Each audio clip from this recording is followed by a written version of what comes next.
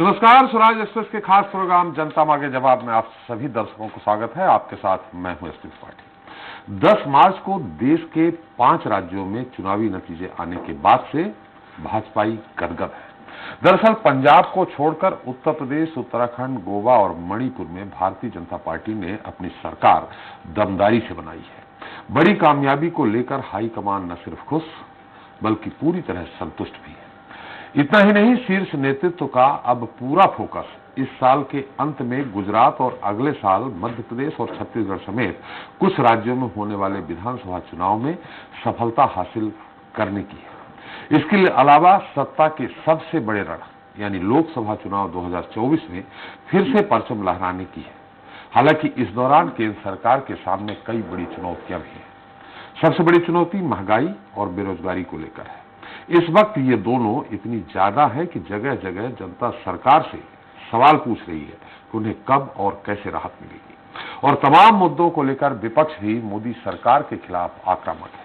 हालांकि ये आक्रामकता सड़कों पर कम और सोशल मीडिया पर ज्यादा दिख रही है। वहीं इस बीच ट्रेड यूनियन ने केंद्र सरकार की नीतियों और निजीकरण के खिलाफ अपना विरोध दर्ज कराने के लिए 2 दिनों के लिए हड़ताल का आह्वान किया था, जिसका सोमवार को पहला दिन रहा। भारत बंद का कुछ हिस्सों में असर दिखा, जबकि मध्य प्रदेश और छत्तीसगढ़ समेत कई राज्यों में ये ज्यादा असरदार नजर नहीं आया। आखिर इसकी क्या वजह रही और हड़तालियों की क्या मांगे हैं? वही सबसे अहम सवाल यह है कि हड़ताल से कोई हल निकलेगा या सिर्फ जनता परेशान होगी। जनता मांगे जवाब में अब चर्चा इसी को लेकर होगी। आज के मुद्दे हड़ताल की पड़ताल में।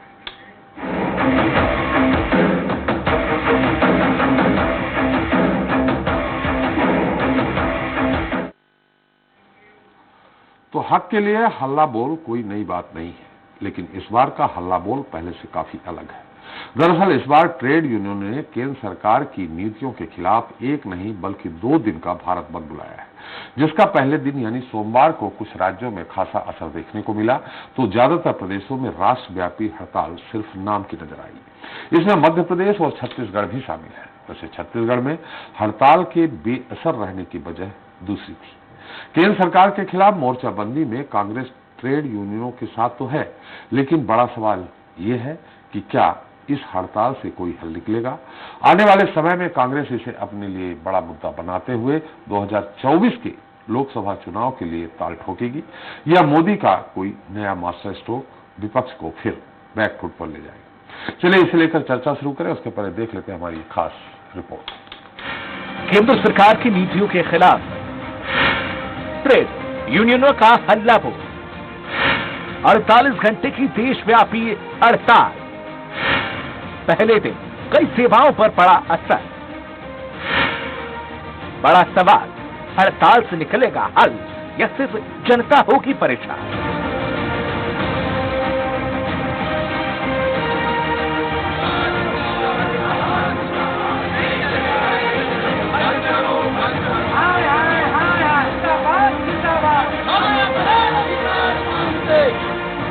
पांच राज्यों के चुनाव नतीजे आने के बाद अब केंद्र सरकार की नीतियों का विरोध तेज हो चला है। ट्रेड यूनियनों ने 2 दिन का जो भारत बंद बुलाया, उससे पहले यानी कि सोमवार को मिला जुला असर देखने को मिला। केरल, पश्चिम बंगाल, महाराष्ट्र समेत कई जगह हड़ताल के चलते कुछ सेवाएं प्रभावित रही, तो वहीं मध्य प्रदेश और छत्तीसगढ़ समेत तमाम राज्यों में इसमें कर्मचारी विरोधी नीतियां हैं। सरकार की दमनात्मक नीतियों के कारण केंद्रीय कर्मचारी हड़ताल पर हैं। इधर भोपाल के नीलम पार्क में ट्रेड यूनियन संयुक्त संगठन के बैनर तले बैंक, आयकर, पोस्ट ऑफिस, आंगनबाड़ी और भवन निर्माण समेत 40 संगठन के श्रमिक और अधिकारी कर्मचारी मौजूद रहे। इनकी 4 लेबर कोड समाप्त करने, निजीकरण का विरोध, गैर आयकर दाता को 7500 रुपए नकद भुगतान राशन सहायता, आंगनबाड़ी कार्यकर्ताओं का वेतन बढ़ाने जैसी तकरीबन दर्जन भर मांगे। करीब 20 करोड़ से ज्यादा मजदूर, कामगार, कर्मचारी, अधिकारी आज इस हड़ताल में शिरकत करके अपना आक्रोश व्यक्त कर रहे हैं केंद्र सरकार की जन एवं श्रम विरोधी नीतियों के खिलाफ। हम आंगनबाड़ी कार्यकर्ता है जेपी नगर से। कुछ मांगे? हमारी मांगे है कि हमको बहुत ज्यादा काम लिया जा रहा है और हमारा काम बिल्कुल पूरा नहीं हो रहा, हमारी पेमेंट भी नहीं बढ़ा रहे गए। ट्रेड यूनियनों के भारत बंद को कांग्रेस का समर्थन है, जबकि बीजेपी इस पर अपना तर्क दे रही है। केंद्र सरकार की जन विरोधी, श्रमिक विरोधी, किसान विरोधी, कर्मचारी विरोधी नीतियों के खिलाफ देश भर में जो ट्रेड यूनियन के द्वारा भारत बंद का आंदोलन किया जा रहा है, कांग्रेस पार्टी उसका नैतिक समर्थन करती है। ट्रेड यूनियन वगैरह ने किया है बंद, लेकिन ये सब वामपंथी और ये संगठन के लोग हैं। बहरहाल ट्रेड यूनियनों का जो हल्ला बोल है, उसके बाद देखना होगा कि क्या केंद्र सरकार अब अपनी नीतियों को बदलने पर कोई विचार करेगी या इस देशव्यापी हड़ताल से सिर्फ और सिर्फ जनता ही परेशान होगी। Bureau report, Swaraj express. तो इस मुद्दे पर चर्चा करने के हमारे साथ रायपुर से जुड़ रहे हैं बीजेपी नेता राजीव चक्रवर्ती जी हैं, छत्तीसगढ़ के ट्रेड यूनियन संयुक्त मंच के संयोजक धर्मराज महापात्रा जी हैं। आप दोनों लोगों का बहुत बहुत स्वागत है। भोपाल स्टूडियो में मौजूद है कांग्रेस प्रवक्ता फिरोज सिद्दीकी जी, आपका भी स्वागत है। मध्य प्रदेश के ट्रेड यूनियन नेता जगदीश प्रसाद दुबे जी भी हमारे साथ हैं। दुबे जी, आपका भी स्वागत है। और वरिष्ठ पत्रकार भूपेंद्र कुमार सुल्लेरी जी हैं हमारे साथ विशेष टिप्पणी के लिए, आपका भी स्वागत है। इसके अलावा हमारे साथ दूरभाष पर जुड़ेंगे मध्य प्रदेश इंटक के अध्यक्ष आर.डी. त्रिपाठी जी। त्रिपाठी जी, आपका भी स्वागत है। सबसे पहले सवाल त्रिपाठी जी आपसे ही है। पहला बात तो ये 4 लेबर कोड क्या है? आप मेरी आवाज सुन पा रहे हैं? आंदोलन किया है 4 लेबर कोड क्या है जो कि ट्रेड यूनियन मांग कर रही है कि समाप्त किया जाए इनको? लेबर कोड शराब की तरह कौवा बोलता है, उसमें कोई दम ही नहीं रह गया लेबर कोड में। लेबर को अब सारे पहले 40 हमारे पास कानून थे, उनको सबको हटा करके सरकार ने 4 कर दिया। डिक्लेयर नहीं किया था, कभी यूपी का चुनाव होता, कोई चुनाव होता। लेकिन इस तरह समझ लीजिए ये एक वर्कर्स पार्टिसिपेशन की जितनी थी, इधर भारतीय मजदूर संघ का भी पार्टिसिपेशन मध्य प्रदेश में बहुत बुरी हालत है। मजदूरों की, श्रमिकों की कोई साझेदारी नहीं, कहीं पार्टिसिपेशन नहीं है। और लेबर कोड का कोई काम ही नहीं रहेगा, चाहे बंद कर दे चाहे न बंद करते, उसके पास कोई ताकत शक्ति नहीं रह गई है। बिल्कुल जी। एक सवाल ये है यहाँ पे कि सारे ट्रेड यूनियन वाले आज हड़ताल पे हैं, जिसमें तो मैंने देखा बैंक के भी लोग हैं और भी हैं, लेकिन पोस्ट ऑफिस है। हाँ, लेकिन ये कौन सी मांग है ट्रेड यूनियन द्वारा कि कृषि कानूनों को रद्द होने के बाद संयुक्त किसान मोर्चा से किए गए वादों को पूरा किया जाए? ये तो किसानों का मुद्दा अलग है, ट्रेड यूनियन से कोई लेना देना नहीं इसका। ऐसा किया वो हम लोग उनको इकट्ठा एक साथ लड़ना चाहते हैं, किसान और मजदूर। हम ये मजदूर जो किसान का बेटा है और किसानों ने लड़ाई लड़ी है, उनके साथ हम भी लड़ना चाहते हैं। उनके साथ मिलकर लड़ेंगे तो दूनी ताकत हो जाएगी, हमारी अकेली ताकत में झुकने में थोड़ा मुश्किल पड़ता है। इसलिए हमने उनका भी साथ लिया और आज किसान भी आंदोलन में थे। छत्तीसगढ़ में मध्य प्रदेश के तमाम किसान लोग पूरी तरह आंदोलन में थे और आज छत्तीसगढ़ में तभी भी आंदोलन कर रहे हैं किसान। जी। तो क्या ये माना जाए कि एक समय था जब ट्रेड यूनियन के नेता एक आह्वान करते थे, सरकार झुक जाती थी, आज ट्रेड यूनियन धीमा कमजोर पड़ता जा रहा है, इसलिए किसान मोर्चा का साथ ले रहे हैं आप लोग? नहीं, ग्लोबलाइजेशन में सारा सिस्टम ही बदल गया है। पब्लिक सेक्टर को सरकार खत्म कर दिया है। मेन सेक्टर जो था, आज हजारों लोग, करोड़ों लोग बेरोजगार हो गए हैं। और आप देखिए बीसर में ही प्राइवेट आपका हबीबगंज का रेलवे स्टेशन बनता है, प्रधानमंत्री भाषण देते हैं, लेकिन बीसर के मैदान भाषण दे करके भी डीजल के बारे में नहीं सोचते। जहाँ 23,000 लोग काम करते थे, जहाँ 60,000 करोड़ का प्रोडक्शन होता था, आज वहाँ 15-20 हजार करोड़ प्रोडक्शन हो रहा और 3-4 हजार कम से कम कर्मचारी डीजल भोपाल में हो गए 4,000-5,000। इसलिए कमजोर नहीं हो रहा, सरकार की नीतियों की वजह से सब कमजोर हो रहा है। एक बार विप्लव होने की जरूरत है इस हिंदुस्तान के अंदर। जी। सत्ता पक्ष यानी भाजपा का कहना है कि जो भी हड़ताल पे है वो वामपंथी हैं या कांग्रेस समर्थक लोग हैं, बाकी सब लोग नहीं हैं। आप जानते हैं कि भाजपा शुरू से बनियों की पार्टी थी, व्यापारियों की पार्टी थी, मजदूरों का वो कभी लेना देना कुछ था ही नहीं। दुर्भाग्यवश वो धर्म के नाम पे वोट ले लेते हैं, वो अलग बात है, लेकिन सारी हिंदुस्तान की वामपंथी ने ये लड़ाई भूख की पेट की है। हंगरी अस्थमा खजनोर इसको निकालना, भूखा पेट कोई कानून कायदा नहीं मानता। ये लड़ाई भूख के विरुद्ध, भात के विरुद्ध, ये हमारी जो भूख के विरुद्ध भात की लड़ाई है, खाने की लड़ाई है, शिक्षा की लड़ाई है, दवाई नहीं मिल रही उसकी लड़ाई है, मकानों की लड़ाई है, घर की लड़ाई है। इनका सब आडंबर है, पूरा का पूरा झूठा बात करते हैं। सच्चाई कुछ भी आप देख रहे हैं कि मैदान में कोई सच्चाई नहीं भारतीय जनता पार्टी की बातों पर न काम पर। एक भी उद्योग नहीं लगा। जैसे में 6,000 एकड़ जमीन पड़ी हुई है जी, परिवार सिंह इधर घूमते उधर घूमते, जमीन में क्यों उद्योग लगा देते हैं? कई बार मांग किया उनसे, कई बार बात किया सर।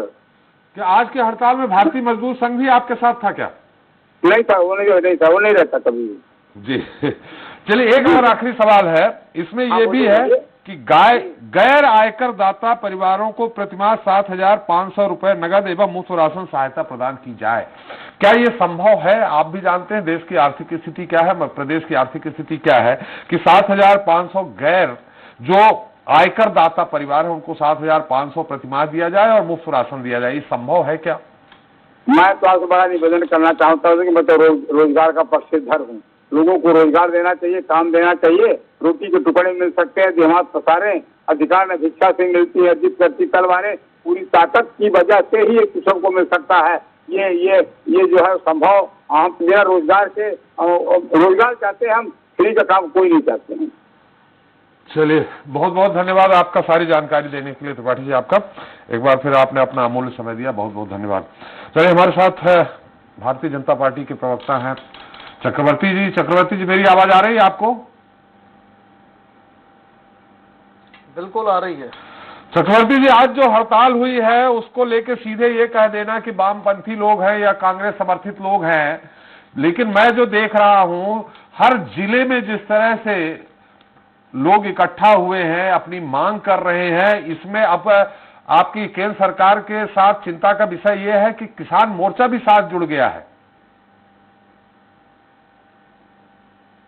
जी जी, बिल्कुल स्वस्थ लोकतंत्र की परिभाषा है कि जिसमें मजदूर हो और किसान हो और ट्रेड यूनियन के लोग हो और वो अपना विरोध दर्ज कर रहे हैं। लेकिन त्रिपाठी जी, सारे आज अगर इस हड़ताल में वामपंथी पार्टी को तो ठीक है, उनका हर साल एक प्रदर्शन रहता है अप्रैल और मार्च के मध्य में, लेकिन मैं आश्चर्यचकित हूं कि वामपंथी बंधुओं के साथ कांग्रेस पार्टी, वो कांग्रेस पार्टी जिसने WTO में हस्ताक्षर किया बिना लोगों से पूछे, भारत के लोगों से पूछे, और आर्थर डंकल के जितने प्रस्ताव थे, आज जो नई आर्थिक नीति लागू हुई है जिसके कारण निजीकरण को बढ़ावा दिया जा रहा है, जिसके कारण जो है बैंकों का निजीकरण हो रहा है, या जिसके कारण प्रोविडेंट फंड के राशि में जो डंकल प्रस्ताव के कानून थे, उस कानून पे कांग्रेस पार्टी ने हस्ताक्षर किया था। और कांग्रेस पार्टी कहती थी कि जब ग्लोबलाइजेशन हो रहा, जब विश्व को एक ग्राम में तब्दील किया जा रहा है, तो हम डंकल प्रस्ताव के आर्थिक बिंदु के बिना हम आगे नहीं बढ़ सकते। और सिएटल में भी जब इसका विरोध करने गए थे तो कांग्रेस के लोग बड़ी हंसी उड़ाए थे कि जो सिएटल में आर्थर डंकल के प्रस्ताव का विरोध कर रहे हैं वो मंदबुद्धि लोग हैं। पूरे विश्व को आर्थिक दिशा के लिए जाने के लिए एक होना होगा, और व्यापार, सरकार कोई व्यापार नहीं कर सकती, सरकार का काम है कि वो देश को चलाए। तो वही कांग्रेस के लोग आज वामपंथी बंधुओं के साथ खड़े होकर आंदोलन कर रहे, तो ये केवल राजनीतिक शिगुफा है, ये सरकार को अस्थिर करने का एक तरीका है। और त्रिपाठी जी, मैं आपको बता दूं, अगर ये आर्थिक जो निजीकरण हो रहा है, अगर LIC का निजीकरण हो रहा है, अगर बैंकों का निजीकरण हो रहा है, तो इसका कारण है कि हम भारत को वेनेजुएला नहीं बना सकते, हम भारत को यूनान नहीं बना सकते, हम भारत को ब्राजील नहीं बना सकते, हम भारत को मैक्सिको नहीं बना सकते, हम भारत को श्रीलंका नहीं बना सकते हैं कि जहां रोटियों के लिए लंबी लंबी कतारें खड़ी हो जाए, जहां पेंशन के लिए लंबी लंबी कतारें खड़ी हो जाए।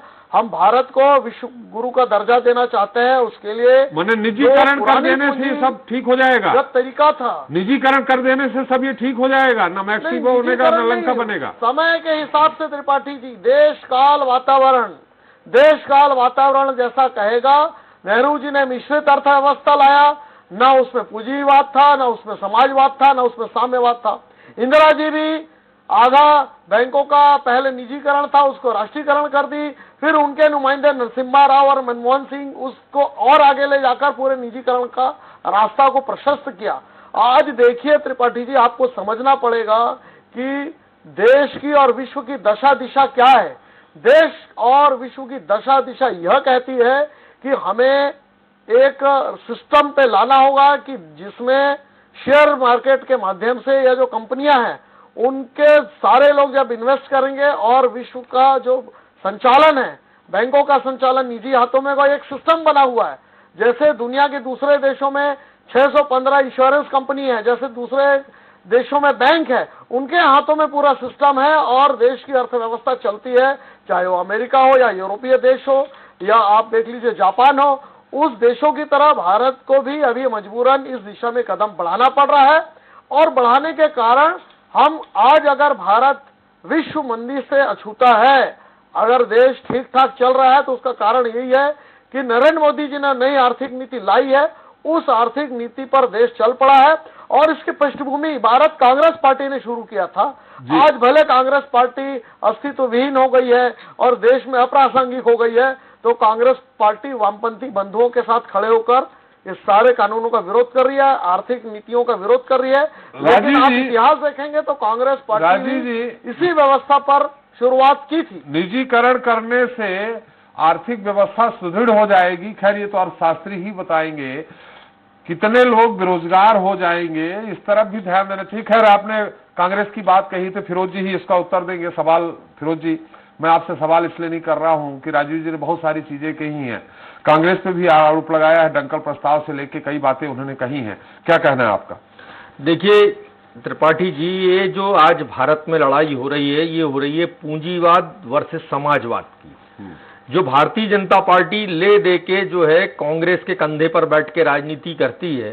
भाई 7 साल में कोई भी माँ अगर उसका बच्चा हो तो वो स्कूल भेजना शुरू कर देती है। आप अपनी बात कब शुरू करेंगे? बात करते हैं दलितों की, बात करते हैं आदिवासियों की, बात करते हैं पिछड़ों की। मुझे ये बताएं, ये सारी कंपनियां जो आप बेच देंगे तो इसमें दलित, पिछड़े और ओबीसी को आरक्षण मिलेगा क्या?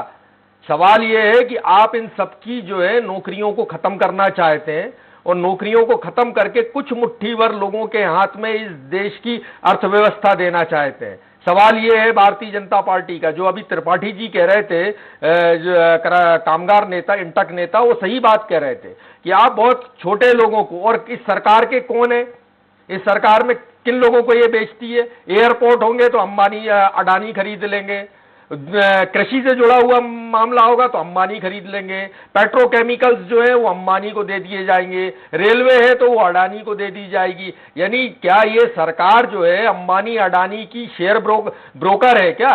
आपको कुर्सी पे इसलिए बिठाया कि आप जो है इन सारे देश की संपत्ति जो है कोड़ियों के दाम लेके और अंबानी और अडानी को बेच दीजिए। पूरी देश के जो सर्वे आ रहे हैं एनएसएसओ के, वो ये कह रहे हैं कि लोगों की जो आमदनी है वो दिन पे दिन घटती जा रही है। कुल 2-4% लोगों की आमदनी बढ़ती जा रही है। बैंकों का निजीकरण करें तो मुझे चक्रवर्ती साहब एक बात का जवाब दे दीजिए।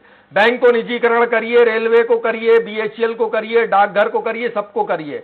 हमारे ओबीसी, आदिवासी, एससी, एसटी का आरक्षण जो था उसमें, उस आरक्षण को आप कैसे बचाइएगा ये और हमें बता दीजिए। बस इतनी सी बात बता दीजिए, मुझे इतनी सी बात का जवाब चाहिए कि आप इस आरक्षण को कैसे बचाएंगे। चक्रवर्ती जी मुझे ये बता दीजिए, क्या ये कंपनी उन लोगों को आरक्षण देंगी, या हमारा जो आपका जो सपना है पुराना कि जो दलित नहीं वो शूद्र कहलाएगा, आदिवासी जंगल में रहेगा, ओबीसी का काम ये है कि तुम भैंस चराओ, मनमर्जी की भाव में हम तुम्हारा दूध खरीदेंगे और मनमर्जी के भाव में हम गुलाब जामुन बेचेंगे, तो ये नहीं चलेगा। आपका समाजवाद रहेगा इस देश में। हमको इस 3 बात का जवाब कांग्रेस को चाहिए कि आप इन 3 लोगों की का आरक्षण कैसे दिलाएंगे। इन सब कंपनियों को बेच के हमको इस बात का जवाब दे दीजिए, बाकी की बात अपन बाद में करेंगे। चलिए राजीव जी से हम आते हैं। राजीव जी, हम पहले एक बार संयोजक हमारे साथ ट्रेड यूनियन मंच के हैं महापात्रा जी। महापात्रा जी, ये जो हमने हड़ताल देखी, इसमें जिस तरह से आप लोगों की जो डिमांड रखी है, इसमें कृषि कानून रद्द, माने किसान मोर्चा कहां से आ गया? और आपने कहा कि 7,500 जो गैर आयकर दाता हैं उनको 7,500 रुपए हर किसी को दिया जाए, मुफ्त में अनाज दिया जाए। इसके अलावा मनरेगा से लेकर बहुत सारी ऐसी मांगे की हैं जो आज, जिससे ये लगता है कि हम आम सब लोगों को अपने साथ जोड़ना चाहते हैं, जिससे ट्रेड यूनियन का असर दिखे, हड़ताल का असर दिखे। महापात्रा जी, देखिए, पहली बात तो ये है कि अभी जो चर्चा हो रही थी, हमारे 2 अलग अलग भाजपा के मित्रों ने जो 2 बातें कही, एक तो ये है कि भारतीय जनता पार्टी ने इस देश में पिछले 8 साल में और कुछ किया हो या न किया हो, लेकिन भारतीय जनता पार्टी ने एक नई कंपनी जरूर खोल ली है जिसका नाम है प्रमाण पत्र बांटो कंपनी।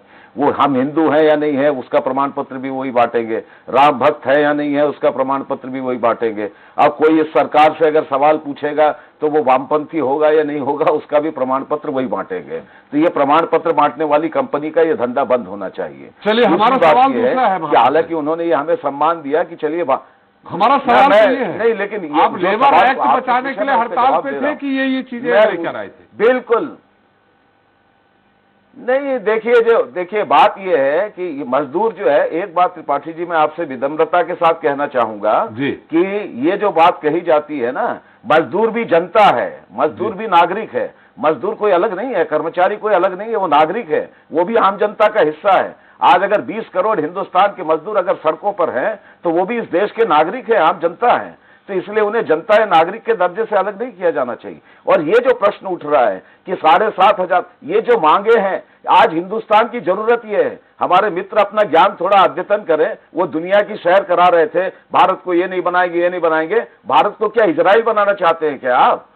पहली बात ये है, आप जिन मोदी जी की बात कर रहे हैं, अमेरिका और सारी दुनिया की सैर करा रहे हैं, आपको याद दिलाऊं 2008 में पूरी दुनिया ने आर्थिक मंदी का हाहाकार मचा, भारत उससे बचा रहा केवल इसलिए कि भारत का वित्तीय क्षेत्र सार्वजनिक क्षेत्र के रूप में जिंदा रहा।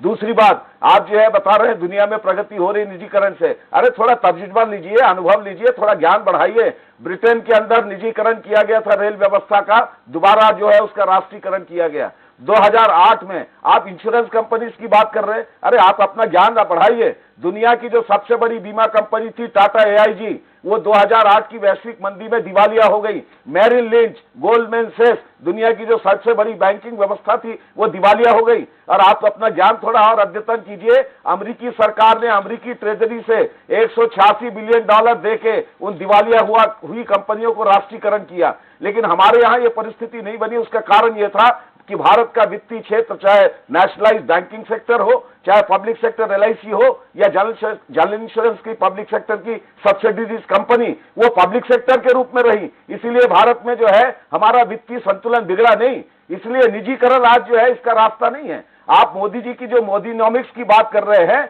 वो कुछ नहीं, वो केवल जो है, अरे थोड़ा सा ऑक्सफार्म का रिपोर्ट उठाकर अध्ययन कर लीजिए भारत की हालत क्या है। वो ऑक्सफार्म बता रहा है कि कोरोना में प्रधानमंत्री जी आपदा को अवसर में बदलो का नारा दे रहे हैं, और वो अवसर में कौन बदल रहा है? 2 औद्योगिक घराने ऐसे हैं, जब कोरोना की आपदा के दरमियान 80 करोड़ लोगों के हाथ से रोजगार चला गया, उनके आमदनी घट गई, उनकी खरीदने की ताकत घट गई, बाजार में मांग घटने लगा, कारखाने बंद होने लगे, बेरोजगारी आजादी के 45 साल के सबसे चरम स्तर पर पहुंच गई। उस दरमियान एक औद्योगिक घराना जो प्रधानमंत्री के सबसे गहरे कॉर्पोरेट मित्र हैं, उनकी संपत्ति में 250% का इजाफा हो गया। एक और कॉर्पोरेट घराना जो प्रधानमंत्री जी के सबसे नजदीक के कॉर्पोरेट मित्र है, उनके खजाने में 450% का इजाफा हो गया। और हालत ये हो गई।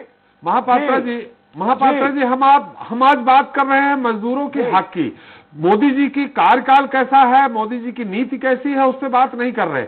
हम बात कर रहे हैं जो आपने आज दिया कि एक मिनट सवाल तो हो जाने दीजिए। आप इसमें कह रहे हैं, आप यूनियन लीडर है, मजदूर नेता है। महापात्रा जी, मेरा सवाल तो सुन लीजिए। आप मजदूर नेता है, इसमें ये कहां से आ रहा आपकी मांग में कि कृषि कानूनों को रद्द होने के बाद संयुक्त किसान मोर्चा को जो वादा किया गया था उसको पूरा किया जाए? यहां मजदूर कहां से आ गए? अरे भाई, इस देश के अंदर देखिए त्रिपाठी जी, इस देश के अंदर जो मजदूरों में खेतीहर मजदूर भी शामिल हैं। जो किसान, कृषि जो है हमारे देश का सबसे बड़ा रोजगार प्रदाता का क्षेत्र है, और वहां बड़े संख्या में कृषि मजदूर काम करते हैं जिन्हें खेतीहर मजदूर कहा जाता है। अगर किसानों के साथ किए गए वादे को पूरा नहीं किया जाएगा, और हिंदुस्तान के मजदूर और किसान ये दोनों एक ही ताकत है, और इन दोनों हम जो नारा लगाते हैं कौन बनाता है हिंदुस्तान, भारत का मजदूर किसान, तो मजदूर और किसान देश के उत्पादन की 2 महत्वपूर्ण शक्तियां हैं। और इसीलिए 1 साल 14 दिन जब किसान आंदोलन पर थे, मजदूरों ने उनका समर्थन किया, और आज जब हम हड़ताल पर है, देश के संयुक्त मोर्चा के किसान संगठन, उन्होंने भी हमारे हड़ताल के समर्थन में ग्रामीण हड़ताल का आह्वान किया। तो हमारी लड़ाई और उनकी लड़ाई में कोई अंतर नहीं है, मजदूर और किसान दोनों का साझा संघर्ष है। दूसरी बात, आप जो सवाल इसके पहले तो महापात्रा जी, जब भी हम मजदूरों की हड़ताल देखे हैं, सुने हैं, मजदूरों की हड़ताल जब भी ट्रेड यूनियन की हड़ताल होती रही है, मुझे भी 35 साल हो गए यही सब देखते हुए, तब हमने कभी किसान मोर्चा कभी साथ में नहीं देखा, न ही आंगनबाड़ी कार्यकर्ता, संविदा कर्मी, इन सबको साथ में देखा। आपके ट्रेड यूनियन वाले, मैं जानता हूं उन्हें अच्छे से, ये संविदा कर्मियों को नियमित करो, ये सब कहां से आ गया ये ट्रेड यूनियन में? नहीं, तो ये तो आज भारत के अंदर इस सरकार की नीतियों से देश की जो सबसे बड़ी बहुसंख्य आबादी है, जनता है, मजदूर और किसान, वही त्रस्त है। और इसीलिए जब किसान लड़ाई के मैदान में थे तो किसान आंदोलन के साथ मजदूरों ने एकजुटता जाहिर की, और आज जब मजदूर लड़ाई के मैदान में है किसान उनके साथ एकजुटता जाहिर कर रहे हैं। ये जो सवाल हम उठा रहे हैं, देश के मजदूर हमेशा से ही आम जनता का सवाल उठाते हैं। 7,500 रुपया गैर आयकर दाता परिवार को मदद किया जाए। ये कौन है गैर आयकर दाता परिवार?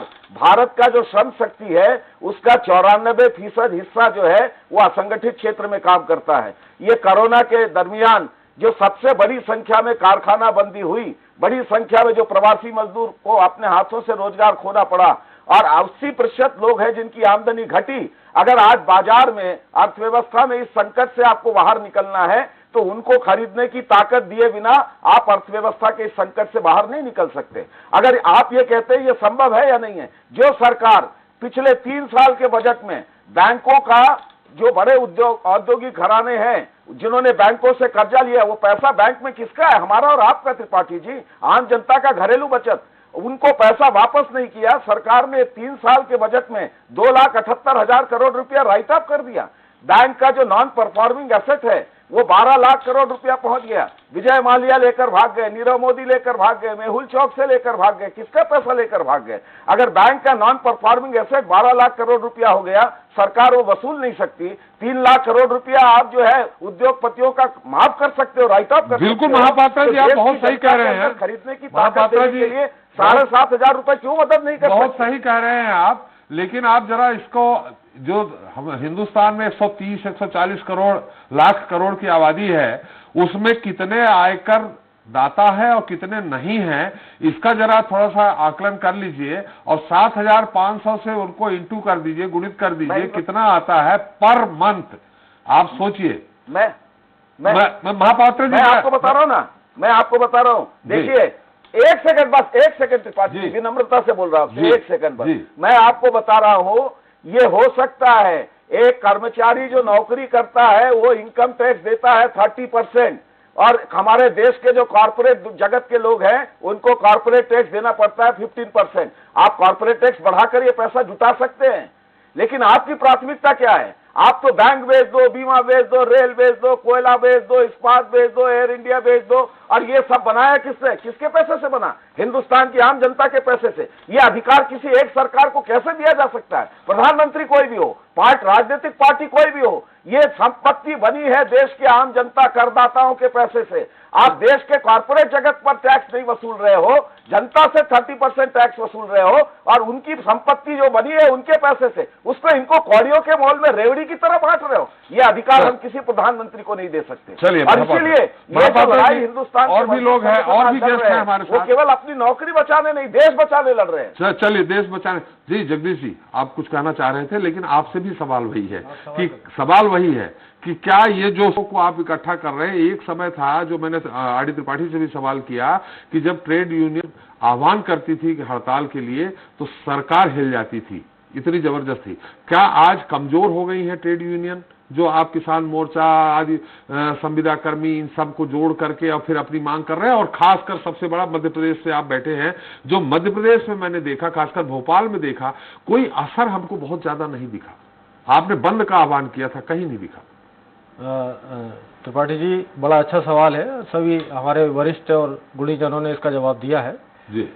जहां तक पूर्वकालीन समय की बात आपने कही है कि पहले किसान लोग शामिल नहीं होते थे, तो मैं आपको बता देना चाहता हूं कि पहले जबकि भारतीय जनता पार्टी का जो मजदूर संगठन है वो भी हमारे साथ हड़ताल में शामिल होता था। शायद मैं याद दिला देना चाहता हूं, 14-15 की वो हड़तालें याद हो चक्रवर्ती साहब, तो भारतीय मजदूर संघ भी हमारे साथ हड़ताल में शामिल होता था जब मनमोहन जी की सरकार थी। ऐसा नहीं है कि वो लोग हमारे साथ नहीं होते थे। और किसान मोर्चा भी हमारे साथ हमेशा से साथ रहा है, किसान मोर्चा भी रहा है, आंगनबाड़ी वाले भी रहे हैं, और जो असंगठित क्षेत्र के हमारे कामगार मजदूर रहे हैं वो भी इस हमारे साथ हमेशा रहे हैं। अब चूंकि उनका किसानों का अभी हाईलाइट इसलिए ज़्यादा हुआ है कि पिछले जो कृषि कानूनों को लेकर उनका एक बड़ा आंदोलन देश में हुआ, हमने देखा कि 1 साल से ज़्यादा वो लोग सड़कों पर बैठे रहे और अपनी मांगों के लिए लड़ते रहे। पूरी दुनिया ने उनको देखा, और यही हमारे जो आज वर्तमान में सत्ताधीश लोग हैं उन्होंने उनको ना जाने क्या क्या नहीं कहा। आपने उनको आतंकवादी कहा, आपने उनको क्या क्या उपाधियां नहीं दी हैं, परंतु अंततः उन किसानों की जीत हुई। मतलब जो किसानों के साथ जो लोगों की सिंपैथी थी, सहानुभूति थी, वो बटोरने का प्रयास कर रहे हैं ट्रेड यूनियन वाले। नहीं, वो नहीं है, वो हमारे साथ पहले से भी थे और हमने उनका समर्थन किया था। आपको याद हो कि हमारे लोगों ने, ट्रेड यूनियन के लोगों ने किसानों के साथ जाकर उनके मांगों के समर्थन में काम किया था। उनके मांगों के समर्थन में हमने हड़तालें भी की हैं। ऐसा नहीं है कि वो आज हम पहली बार ऐसा कर रहे हैं, पहले से हम करते आ रहे हैं। मांगों के समर्थन में आप लोग हड़ताल किए थे क्या अभी? जी हाँ, हमने पहले अभी एक साल में जब किसान कानून को लेकर के हमने बहुत प्रदर्शन किया उनके मांगों के लिए समर्थन में। हमारे बैंक एम्प्लॉइज एसोसिएशन के बैनर तले, all India bank employees association के बैनर तले हमने उनकी मांगों के समर्थन में तमाम प्रदर्शन किए हैं, तमाम धरने दिए हैं अभी इन एक साल में। जी हाँ, कानून बिल्कुल त्रिपाठी जी दिए जी। आप देखिएगा, आप उठा के देखिए, आप कहें तो मैं आपको तमाम जो आंदोलन हुए थे उनकी आपको क्लिप्स दे दूंगा, फोटोग्राफ्स भी दे दूंगा, बिल्कुल हुए हैं। और जहां तक आपने एक जो कहा, आपके साथ किसान मोर्चा के लोग थे? किसान मोर्चा के लोग थे, आंगनबाड़ी के लोग थे, पेंशनर्स लोग थे, रिटायरी लोग थे और तमाम लोग थे। अब ये बात अलग है कि हमारी संख्या अभी उतनी नहीं है, हम लोग उतनी संख्या नहीं रखते हैं कि हम देश को बंद करें और हमारी ये चाहत भी नहीं है कि हम पहिए को जाम करें। आम आदमी को कोई तकलीफ हम देना नहीं चाहते किसी तरह की। हमने देखा 2 दिन की बैंक की हड़ताल हुई है तो हमने आने से पहले बैंक के एटीएमओं में नोट ठूस कर भरे हैं ताकि किसी को, आम आदमी को परेशानी नहीं हो। जहां तक हड़ताल की प्रश्न है, अपन हड़ताल क्यों की है और हड़ताल की वजह क्या है, हड़ताल की मांगे क्या है, आपने अपने घोषणा पत्र में आपने शुरू में कहा है कि जो 7,500 की राशि हम की डिमांड की है गैर आयकर दाताओं की, वो उनके लिए किया है जिनके पास परिवार के अंदर कोई भी रोजगार नहीं है, किसी कारण से, चाहे कोरोना काल के कारण से हो, नोटबंदी के बाद से हो, किसी कारण से उस परिवार में किसी के पास कोई रोजगार नहीं है, आय का कोई साधन नहीं। करेंगे कि इनके पास कोई रोजगार? ये सरकार का काम है, ये सरकार का काम है। सरकार के पास मशीनरी है, वो चिन्हित करेगी, सर्वे करेगी, पता करेगी भाई बेरोजगार है। हमारी तो मांग है ना, इसी आपने मुद्दे में देखा है, बेरोजगारी दूर हो, पढ़े लिखे बेरोजगार। सरकार चिन्हित करके मुफ्त अनाज दे तो रही है। मुफ्त अनाज से सिर्फ काम नहीं चलेगा। आप अगर 5 किलो अनाज देते हो तो उससे आप नहीं चल सकता। 1,000 रुपए का तो गैस सिलेंडर हो गया है। आप कैसे आप परिवार को चला सकते हो? 2 स्कूल में बच्चे पढ़ने वाले हैं, कैसे आप उनको पढ़ाई शिक्षा का आप कर सकते हो? वो जीवन यापन करना बड़ा कठिन है। तो ये सहायता जब तक के लिए है जब तक कि उनको कोई रोजगार नहीं मिल जाता है। ये हमारी एक मांग है। अब चूंकि ये बिंदुवार है इसलिए विस्तार से इसमें नहीं है, आपके पास बिंदु ही बिंदु है, सिर्फ विस्तार से नहीं है। तो मैं विस्तार ये कर देना चाहता हूं कि हमारी ये मांग नहीं है कि आप सबको इस तरह से देश का खजाना लुटा देना चाहते हो, ऐसा नहीं है। सब रोजगार हमारी प्रमुख मांग है। जैसे कि त्रिपाठी जी ने भी कहा था, आर डी त्रिपाठी जी ने भी कहा था कि रोजगार सृजन होना चाहिए। आज आप देखें कि बैंकों में 2,80,000 से ज्यादा पद खाली पड़े हैं और बैंकों के ऊपर लोड इतना है, वो सर्विसेज अच्छे से दे नहीं पा रहे हैं। सरकारी क्षेत्र की बैंकों की बात मैं कर रहा हूं। अब बताइए, आप बेरोजगारी इतनी है, पढ़े लिखे बच्चे इतने सारे हैं, आप क्यों नहीं उन पर भर्तियां करते हैं? आप क्यों प्राइवेट करने पे आप क्यों तुले हुए हैं? सरकार प्राइवेटाइजेशन क्यों करना चाहती है?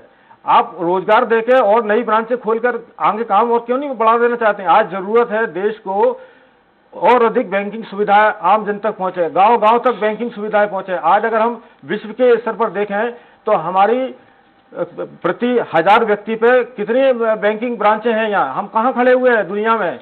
आप देखें पूंजी के माध्यम में, आप देखें, आप विश्व गुरु बनने की बात कर रहे हैं, सपने दिखा रहे हैं। हमारे एक भारतीय जनता पार्टी जी के वरिष्ठ जो साथी यहाँ बैठे हैं, चक्रवर्ती साहब, उन्होंने कहा कि विश्व गुरु बनना है। अरे विश्व गुरु कैसे बनेंगे आप अगर आम आदमी को मूल सुविधाएं नहीं दे सकेंगे? विश्व गुरु कैसे बन सकते हैं आप? चलिए, इस हड़ताल से मूल सुविधा कैसे मिलेगी? हमारे साथ सुलेरे जी हैं। सुलेरे जी, आपकी सरकार की नीतियों में परिवर्तन करके, सरकार की जो नीतियां हैं उनके विरोध, उनकी जो जन विरोधी नीतियां, जन विरोधी नीतियां, निजीकरण एक नीति है और भर्ती पर जो रोक लगा रखी है वो। पात्रा जी, आ रहा हूँ आपके पास, उनकी बात पूरी हो जाए। भर्ती पर से जो भर्ती नहीं हो रही है वो एक नीतियां हैं। और जो आज मजदूर किसान सड़कों पे इसलिए तो है कि ये वादे करते हैं कुछ और होता है कुछ। चलिए सुलेरा जी, आपकी इस पे पूरे मुद्दे में विशेष टिप्पणी चाहिए। महापात्रा जी ने कहा, राजीव जी ने अपनी पक्ष रखा और फिरोज जी ने जो सवाल उठाया कि निजीकरण के बाद जो आरक्षण की प्रक्रिया कैसे पूरी करेंगे। धन्यवाद सभी बंधुओं का। मैंने बड़ी शांति से सबको सुना, सत्ता पक्ष को भी, विपक्ष को भी, ट्रेड यूनियन को भी, सदस्यों को सुना। मेरा तो, मैं एक पत्रकार की दृष्टि से, एक सुधारती के रूप में, या आप कहें कि एक आम जनता के रूप में, मैं आपको थोड़ा सा संदर्भित ज्ञान करना चाहूँगा। क्योंकि देश जब आज़ाद हुआ और आज़ाद होने के समय जब वो विनिमय की मुद्रा जो का था तो वो $1 के बराबर $1 की थी। लेकिन जैसे जैसे जब 1992 का जो वैश्वीकरण भूमंडलीकरण हुआ और किसी भी सरकार के द्वारा किया गया हो, वो आवश्यकता भी थी और करना भी जरूरी था।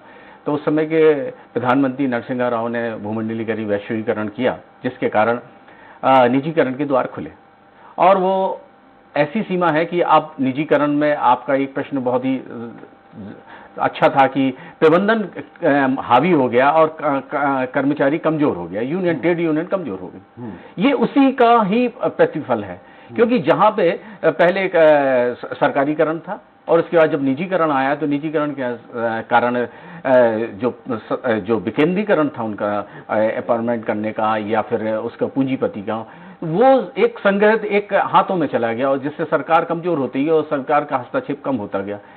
अब आप देखिए यहाँ पे कैट था, सेट ट्रिब्यूनल कोर्ट थी, वो किनकी गवर्नमेंट ने बंद की। फिर उसके बाद आप अगर आगे देखना चाहें तो उसी चीज को इस गवर्नमेंट ने बढ़ाया है। लेकिन ये संवैधानिक अधिकार है हर व्यक्ति का कि वो अपना प्रदर्शन और अपनी मांगों के लिए एक अच्छा जीवन, जो कि मूलभूत है संविधान के अधिकार है, जिसमें अच्छा जीवन जीना, अपनी स्वतंत्रता का किसी के ऊपर हनन नहीं करना और आर्थिक जिम्मेदारी भी है व्यक्ति की कि सरकार की जो भी सरकार चाहे जिस परिवेश में रही हो। तो मैं तो एक तटस्थ के रूप में ये कहूंगा कि सरकार तो कदम पीछे नहीं छोड़ सकती, चाहे आज जो चाहे विपक्ष में हो, चाहे कल वो सत्ता में आएंगे और जो सत्ता में है वो विपक्ष में जाएंगे।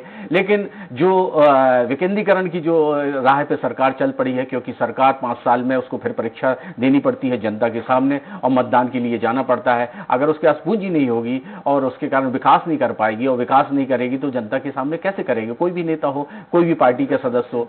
मैं तो राजनीति के रूप में उत्तर नहीं देना चाहूंगा कि मोल देना चाहें, लेकिन जो वास्तविक स्थिति ये है कि अभी जैसे 7,500 रुपए 7,500 रुपए गैर इनकम टैक्स, ये कौन सा ये एक सर्वभावता की सर्वसम्मति की बात जरूर हो सकती है कि आज हम विपक्ष में हैं तो इस तरह से बात करें। लेकिन जो व्यक्ति टैक्स दे रहा है, ईमानदारी से सरकार की भूमिका में जो सहभागिता है, उसका बोझ दूसरों को कंट्रीब्यूट किया जाए और उसको कोई सुविधा नहीं दी जाए। लेकिन एक अभी सदस्य ने बोला कि कॉर्पोरेट जगत से पैसा लेके उसका 50% से उसके ऊपर टैक्स लगा के इस तरह से पूंजी के। लेकिन आप ये भी सोचिए कि पूंजीवाद जो निवेश कर रहा है, जो बाहर के पैसा आ रहा है, वो निवेश जब बंद हो जाएगा तो उसके कारण फिर क्या देश की स्थिति क्या होगी? और जर्जर होगी।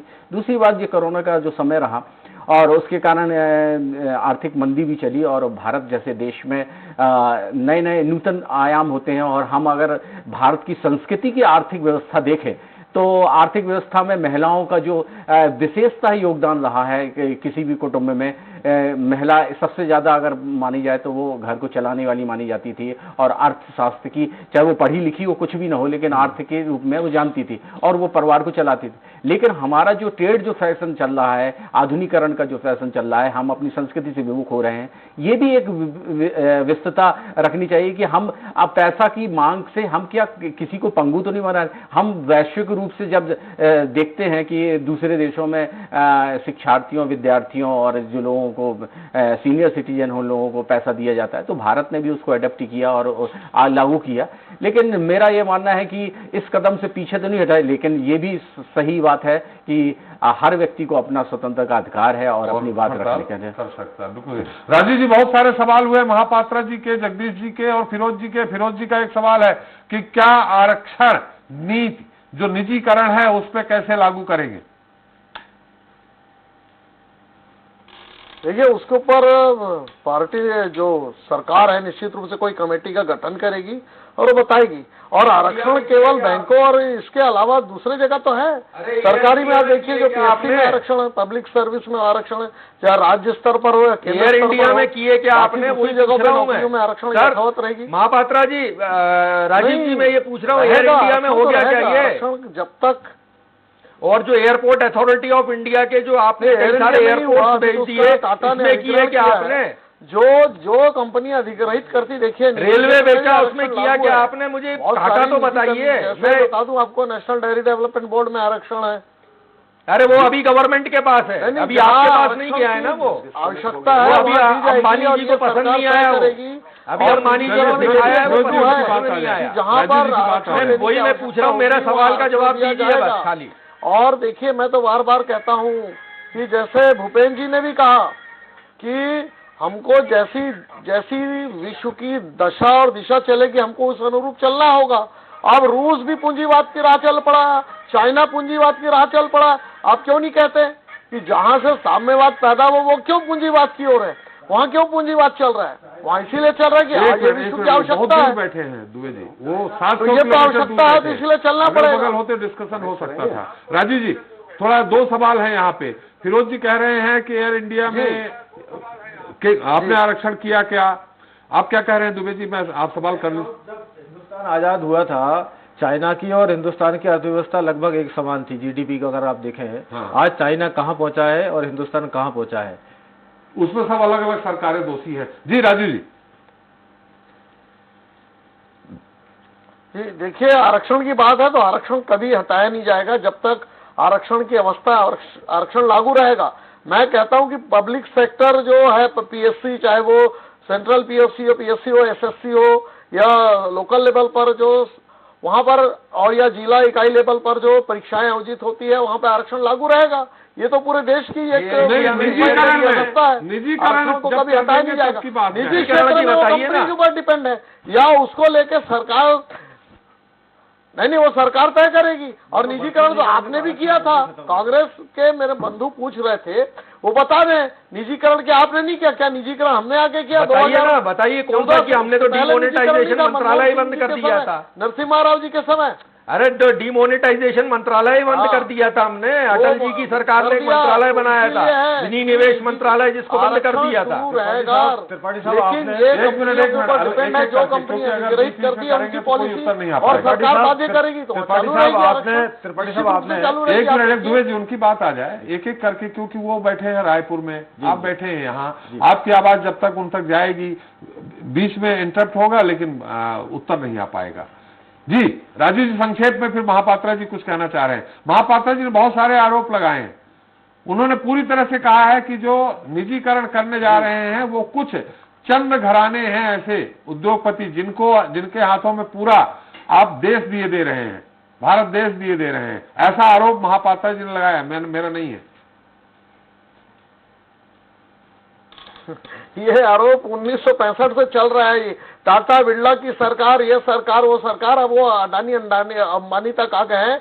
इन सवालों से कुछ नहीं होगा। विश्व आगे बढ़ रहा है और साम्यवादी और वामपंथी बंधुओं को भी समझना पड़ेगा कि उनका जो मूल है चीन, वहां पर भी ये चल रहा है, रशिया वहां पर भी चल रहा है, पोलैंड वहां पर भी चल रहा है, और साम्यवाद का मॉडल खत्म हो गया है। आज जो मॉडल चल रही है वो मॉडल है कि हमें पूरा विश्व एक गांव की तरह हो चुका है। ग्लोबलाइजेशन जो चल रहा है उसमें आपको समझना पड़ेगा कि आपको भी उसका हिस्सा बनना पड़ेगा, नहीं तो हम अप्रासंगिक हो जाएंगे जैसे दूसरे देश हो गए हैं।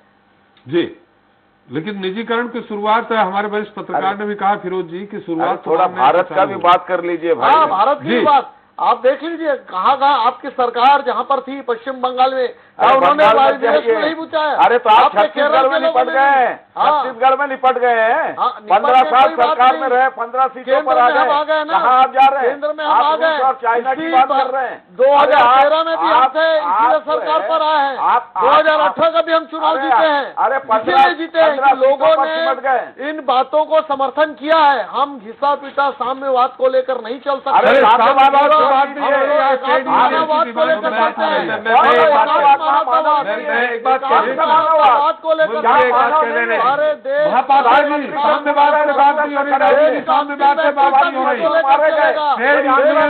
जो डिमांड है उस पर बात हो रही है। राजीव जी, जो ट्रेड यूनियंस की डिमांड है उस पर निजीकरण भर में सीमित होकर के रह गए हैं हम लोग। जो बाकी और डिमांड है उस पर बात हो रही है। महापात्रा जी, आपने कहा 4 लेबर कोड जो है उसको समाप्त किया जाए। क्या है 4 labour code? Mahapatra ji, 4 labour code के बारे में पूछ रहे हैं आपसे। देखिए, ये जो 4 लेबर कोड है ये पूरी तौर पर मजदूर विरोधी है। हाँ। उसका पहला कारण है कि आजादी के बाद भारत के मजदूरों ने लंबे संघर्षों के बाद जो कानूनी कुछ अधिकार हासिल किए थे, उन सारे कानूनी अधिकारों को समाप्त करके इस सरकार ने उसे श्रम संहिता में बदल दिया है। उसमें पहला मैं आपको बता रहा हूं, 1900 इसमें वो कानून भी शामिल हैं जो आजादी के पहले बनाए थे। उदाहरण के तौर पर, मेरी आवाज आ रही है आपको? हाँ, आ रही, आप बोलिए। 1926 में इंडियन ट्रेड यूनियन एक्ट बना, जिसमें यह प्रावधान था कि जिस किसी भी कारखाने के अंदर कोई मजदूर अगर शोषण के खिलाफ लड़ना चाहता है तो 7 या उससे अधिक मजदूर जो है अपना संगठन बना सकते हैं। इस सरकार ने उस कानून को बदल दिया। ये जो नया श्रम संहिता बनाया गया उसमें यह प्रावधान किया गया, जिस भी किसी कारखाने में कोई मजदूर काम करेगा वहां के 10% लोग जब तक सहमत नहीं होंगे कोई यूनियन नहीं बन सकता। इसका मतलब क्या है? दूसरी बात, सरकार ने जो है श्रम कानूनों को बदलकर जो नया श्रम संहिता बनाया, उस सरकार ने श्रम कानूनों को, हाँ जी आप बोलिए, हम कुछ नहीं कह रहे। ओवर टाइम खत्म कर दिया। सरकार ने जो नए श्रम कानून बनाए, उस श्रम कानून में, नए श्रम संहिता में उन्होंने फैक्ट्री एक्ट में जो बदलाव किया, उस कानून के तहत अब ये प्रावधान है, ऐसा कोई भी कारखाना जहां 300 से कम मजदूर काम करते हैं वहां कोई श्रम कानून लागू नहीं होगा। और भारत के अंदर 80% से ज्यादा कारखाने ऐसे हैं जहां 300 से कम मजदूर काम करते हैं। तो आप किसके लिए श्रम कानून बना रहे हैं? कौन ये सरकार तो जो है पूरी तौर पर इस नए श्रम संहिता के जरिए हायर एंड फायर की नीति को जो है अलाउ कर रही है। जब मर्जी पर आए नौकरी में रखो, जब मर्जी में आए नौकरी से बाहर निकालो। तो ये श्रम कानून नहीं है, ये श्रम संहिता आजादी के दरमियान और आजादी के बाद मजदूरों ने जो कानूनी अधिकार हासिल किया था उसे खत्म करके उसे फिर से एक बार कॉर्पोरेट के हवाले करने का नया आधार उन्होंने तय किया है। और ये बार बार जो है हमको दुनिया की सैर मत कराइए। हम भारत में कोई समाजवाद साम्यवाद नहीं मांग रहे हैं। अगर पूंजीवाद का भी विकास आपको करना है तो पूंजीवाद के विकास के लिए भी जनता के खरीदने की ताकत को बढ़ाना आपके लिए जरूरी है। आप क्या कर रहे हो? आप केवल चंद कॉर्पोरेट के हवाले सारे देश की संपत्ति करने की कोशिश कर रहे हो। और आप, हमारे मित्र ये कह रहे थे कि कांग्रेस पार्टी ने दंकल में दस्तखत किया, कांग्रेस पार्टी ये नीतियां लागू कर रही थी। आप तो भारतीय जनता पार्टी हो ना, आप तो उसके खिलाफ लड़ते थे। आज आप क्या कर रहे हो? आप कांग्रेस मुक्त भारत बनाने का नारा देते हो और कांग्रेस युक्त भारतीय जनता पार्टी बना रहे हो। ये पार्टी का अपना काम है, ये यूनियन का काम नहीं है। आप जो है इस देश में लागू महापात्रा जी, ये कांग्रेस मुक्त करें या कांग्रेस युक्त करें, ये उनका अपना निजी मामला है। यहाँ ट्रेड यूनियन से कोई लेना देना नहीं है। महापात्रा जी मेरी बात सुन लीजिए। आपने 20% FDI को उसमें आपने अलाउ कर दिया, इंश्योरेंस में आपने जो है 49% FDI अलाउ कर दिया। चलिए दुबे जी, आप कुछ कह रहे थे बार बार। मैं ये जैसा महापात्रा जी बोल रहे हैं, ये ट्रेड यूनियन का ये सब काम थोड़ी है जो महापात्रा जी बोल रहे हैं। अरे कांग्रेस युक्त, कांग्रेस मुक्त, ये तो पार्टियों का अपना अपना काम है। ये ट्रेड यूनियन से क्या लेने देना है? देखिए त्रिपाठी साहब, जैसे कि अपने भारतीय जनता पार्टी के वरिष्ठ साथी बोल रहे थे, दुनिया में ले गए थे हमें घुमाने के लिए रूस और चाइना। इनने ये भी आरोप लगा दिया कि भारत का जो साम्यवाद है या वामपंथ के लोग हैं वो चाइना से प्रेरित है, बल्कि ये बिल्कुल गलत है, झूठी बात है ये। हाँ, जहाँ तक बात मैं ये कहना चाहता हूँ कि भारत में किसी की भी सरकार रही हो, आप वहाँ से शुरू कर सकते हैं जहाँ जवाहरलाल नेहरू, पंडित जवाहरलाल नेहरू, इंदिरा गांधी, मोरारजी देसाई, देवे गौड़ा और राजीव गांधी, अटल बिहारी वाजपेयी और नरेंद्र मोदी जी, किसी की भी सरकार रही हो, अगर उन सरकार की नीतियाँ मजदूर विरोधी रही है, जन विरोधी रही हैं, तो हम लोगों ने, ट्रेड यूनियन के लोगों ने सड़कों पर आकर उनका विरोध किया है। और लगभग 1992 से जब ग्लोबलाइजेशन, उदारवाद की शुरुआत हुई है, जब मनमोहन सिंह जी वित्त मंत्री थे और नरसिम्हा राव प्रधानमंत्री थे, उस समय से वो जो प्रक्रिया चालू हुई है, 48 से ज़्यादा हड़तालें हम लोग, कम से कम बैंक के लोगों ने 48 से ज़्यादा हड़तालें की हैं। उसके खिलाफ, उसको रोकने के लिए जहाँ तक हमारी जितनी ताकत थी, हमने उस चीज़ को रोकने के प्रयास किया और बहुत हद तक हम सफल भी हुए हैं। अभी आपने देखा होगा पिछले सत्र में 2 बैंकों का निजीकरण करने का इनका बजट में प्रस्ताव था, परंतु वो ला नहीं सके। शीतकालीन सत्र में वो प्रस्ताव ला नहीं सके केंद्र में, जबकि ये मजबूत सरकार में बैठे हुए हैं। और आपने देखा है कि इतनी मजबूत सरकार में होने के बाद भी ये क्यों नहीं ला सके हैं? क्योंकि हम लोग सड़कों पर जनता के बीच में जाकर अपनी मांग को रखना है कि निजीकरण किसी के फायदे की बात नहीं है। हम हमेशा लड़ते रहे, सरकार किसी की भी रहे, अगर मुद्दे देश की जनता के खिलाफ है, श्रम विरोधी मुद्दे हैं, तो हम लोग लड़ते रहे। त्रिपाठी, निजीकरण से क्या प्रॉब्लम क्या है? अगर निजीकरण होता है क्या देखिए, निजीकरण हमारा कहना है जो सरकारी चीज है बहुत अच्छे से काम कर रही है। आज डिफेंस में देखें, आप बैंकों में देखें, आप बीमा में देखें, जो अच्छे से काम कर रही हैं आप उनको करने दीजिए। आप अगर निजी लोगों को आप करने दीजिए ना, आप नया दुबे जी, जो प्राइवेट कंपनी है वो चूंकि प्राइवेट उसमें है तो वो लगातार ग्रो करती जा रही, बढ़ रही है, और सरकारी संस्थाएं लगातार घाटे पे जा रही है। मैनेजमेंट का खर्च है 80% पहुंच जा रहा है सरकार की नीतियों के कारण, क्योंकि सरकार के ऊपर नियंत्रण सरकार का है ना, तो उनकी नीतियां ऐसी हैं। वो कहते हैं कि आप जो है अंबानी साहब को 200 करोड़ रुपए दे दो, 2000 करोड़ रुपए दे दो, और वो डूब जाते हैं, तो घाटा तो होगा ना। दुबे जी, मैं एक चीज और कहूं, हमारा BHEL क्यों डूब गया कि जो टरबाइन जो था वो हमारा BHEL ज्यादा अच्छा बना सकता था, लेकिन इस सरकार ने उसको इंपोर्ट कर लिए चाइना से। तो ये मैं महापात्रा जी और दुबे जी आपसे कहूंगा, ये डरेंगे नहीं आपसे। इनके पास एक EVM जैसी चिड़िया है, ये किसी कीमत पे नहीं डरेंगे। ये चुनाव आयुक्त को अपने घर में रखते हैं, और ये सरकार जो है आप लोगों से चर्चा भी नहीं करेगी। और ये जो इनका जो एजेंडा है, नागपुर का एजेंडा चल रहा है, ये नागपुर का एजेंडा ये लागू करे बगैर मानेंगे नहीं। ठीक रहता है। BSNL को देखिए, BSNL राजस्थान में EVM ठीक रहता है, उसको मिटा दिया पूरा। BSNL को 4G नहीं दिया, और दूसरे जो प्राइवेट ऑपरेटर थे उनको 4G भी दिया टेक्नोलॉजी। आपने BSNL को 4G क्यों नहीं दिया? सरकारी क्षेत्र की थी। मारुति को ये डीजल जो है डीजल गाड़ी का लाइसेंस नहीं लेने दे रहा है। पूछ लीजिए, मारुति की सब डीजल गाड़ियां बंद हो गई, इसीलिए बाहर कर रहे हैं ताकि मारुति धीरे धीरे जो है मार्केट से आउटडेटेड हो जाए। अरे भैया, ये खाता जो है नेशनलाइज बैंक खोलेगा, ये जो है नागपुर इनका पर्दाफाश करना पड़ेगा। LIC बनाने के लिए आपने 5 करोड़ रुपए दिया, निजीकरण 5 करोड़ रुपए की नहीं, ऐसा नहीं। हमने सारी कंपनी जो आज ये बेच रहे हैं वो हमारी बनाई हुई है। ये हिंदू मुस्लिम ये हिंदू मुस्लिम और हिजाब में देश को फंसा के इसीलिए ये पूरा देश बेचना चाहते हैं। चुनाव जीतना अलग बात है। हाँ, नहीं, ये हिंदू मुस्लिम कर ही इसीलिए रहे हैं कि ताकि उसकी आड़ में ये पूरा देश बेच रहे हैं। ट्रेड यूनियन की बात हो रही है, हिंदू मुस्लिम की बात नहीं हो रही। मैं बता रहा हूँ कि ये कंपनी क्यों बैठी जा रही है और इनको जानबूझ के क्यों बिठाला जा रहा है। और मैंने आपको मारुति का उदाहरण दे दिया, BSNL का उदाहरण दे दिया। ये जो है ये सब चीजें बेचना चाहते हैं। इनका 1 घंटा दिन पे देखिए, सरकार के प्रधानमंत्री ही अगर ये कहें कि पब्लिक सेक्टर का जन्म हुआ है मरने के लिए, जिस देश के प्रधानमंत्री ही स्वयं ये कहें government has no business in business, आप निजीकरण से क्या खतरा का सवाल उठा रहे हैं। मैं केवल आपको एक ही जानकारी दूंगा, कोरोना के दरमियान अगर मान लीजिए पब्लिक हेल्थ सिस्टम तमाम वीकनेसेस के बावजूद अगर नहीं रहता, तो हिंदुस्तान की जो त्रासदी हमने भोगी बिना किसी इलाज के निजी अस्पतालों में 5 लाख, 8 लाख, 10 लाख, छत्तीसगढ़ के अंदर ही 5000 करोड़ रुपया से ज्यादा जो है टर्नओवर कमाया कोरोना में निजी अस्पतालों ने। जाने किसने बचाई? एम्स ने। जाने किसने बचाई? सरकारी अस्पताल ने। और उसी कोरोना की आपदा के दरमियान पब्लिक सर्विसेज को किसने सुनिश्चित किया? कौन फ्रंट लाइन वर्कर के रूप में काम करता रहा? कौन से जो है प्राइवेट सेक्टर जो है सर्विसेज के लिए मैदान में उतरा? बैंकिंग सेक्टर हो, इंश्योरेंस हो, कौन जो है मैदान में उतर रहा था? इसलिए एक बात समझ लीजिए, पब्लिक सेक्टर का मोटिव जो है वो है सोशल सर्विस, और प्राइवेट सेक्टर का मोटिव है प्रॉफिट। ये अंतर को समझना पड़ेगा। सरकारी अस्पतालों का कम है और प्राइवेट डॉक्टरों ने भी काम किया, ऐसा किया होगा, लेकिन जो है सरकारी अस्पताल ने बहुत अच्छा काम किया है।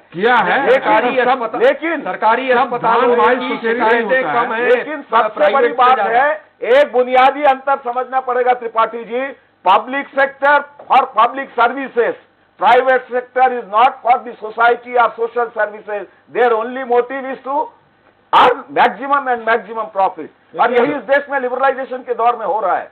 और सबसे बात है, ये कंपटीशन की बात करते हैं। अरे आप महापात्रा जी, एक ही बात, कंपटीशन के बावजूद नेशनलाइज बैंक ने जो परफॉर्मेंस दिया, इंश्योरेंस पब्लिक सेक्टर ने जो परफॉर्मेंस दिया वो अनपैरेलल है। चलिए, इसीलिए समय मोदी जी उसको समाप्त हो बर्बाद गया। करना माफ करिएगा, चाहते हैं। महापौर आपकी टिप्पणी लेनी थी, लेकिन समय समाप्त हो गया है, इस कारण आपकी टिप्पणी नहीं ले पा रहा हूँ। बहुत बहुत धन्यवाद। चक्रवर्ती जी आपका, महापात्रा जी आपका, दुबे जी आपका, सुलेरे जी आपका और फिरोज जी आपका हमारे साथ चर्चा में शरीक होने के लिए, अपना अपना अमूल्य समय देने के लिए एक बार फिर बहुत बहुत धन्यवाद। तो दर्जन भर मांगों को लेकर श्रमिक संगठनों की सोमवार को शुरू हुई हड़ताल मंगलवार को भी जारी रहेगी। 2 दिन की इस राष्ट्रव्यापी हड़ताल से कुछ बदलेगा इसकी संभावना कम ही है, लेकिन जनता को परेशानियों का सामना जरूर करना पड़ रहा है। बैंकों के बंद होने से जहां लेन देन ठप है, तो वहीं जगह जगह की कई सेवाओं के बाधित होने से लोग भटकते नजर आए। हड़तालियों की ओर से ये भी कहा जा रहा है कि ये तो अभी शुरुआत है, आने वाले समय में आंदोलन प्रदर्शन और तेज होगा। अगर सरकार ने उनकी मांगे नहीं मानी तो फिर सत्ता के महारण में उन्हें इसका खामियाजा भुगतना पड़ेगा। ऐसे में कांग्रेस समेत तमाम विपक्षी दल इस आग को और चिंगारी भी देने में लग चुके हैं। बहरहाल तमाम जतन के बाद क्या निष्कर्ष निकलता है देखना अहम होगा। इसी के साथ जनता मांगे जवाब देता ही नमस्कार।